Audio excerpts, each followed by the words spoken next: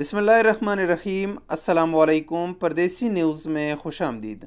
Saudi अरब के मुख्तलिफ़ अखबारात और सऊदी अरब के सोशल मीडिया पर पिछले 2 दिनों से एक ख़बर इंतहाई ज़्यादा वायरल हो चुकी है।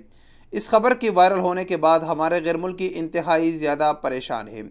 इस खबर में बताया गया है कि सऊदी हुकूमत ने 16 ममालिक में जाने पर पाबंदी आयद कर दिया है।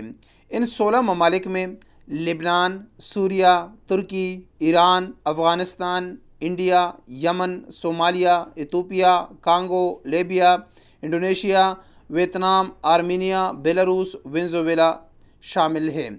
इनमें से चंद ममालिक ऐसे हैं जैसे अफ़गानिस्तान, इंडिया, लेबनान के यहाँ के हज़ारों बल्कि लाखों के बाशिंदे सऊदी अरब में बरसरे रोज़गार है। इसके बाद लोग काफ़ी ज़्यादा परेशान हो चुके हैं।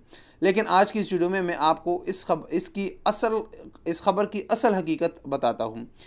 असल में ये जो पाबंदी लगी हुई है ये कोरोना वायरस की वजह से है कि इन ममालिक में अभी तक कोरोना वायरस का ख़दशा है, तो इनमें जाने पर पाबंदी आयद है। इस खबर की अगर आसान अल्फाज में यहाँ पर बताता चलूँ तो ये ख़बर सिर्फ़ और सिर्फ सऊदी शहरियों के लिए है कि सऊदी शहरी इन 16 ममालिक में सफ़र नहीं कर सकते।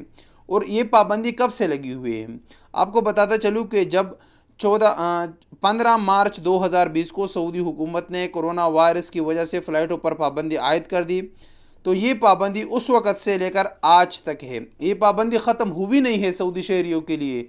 तो ये ख़बर सिर्फ़ और सिर्फ अपडेट के हवाले से है।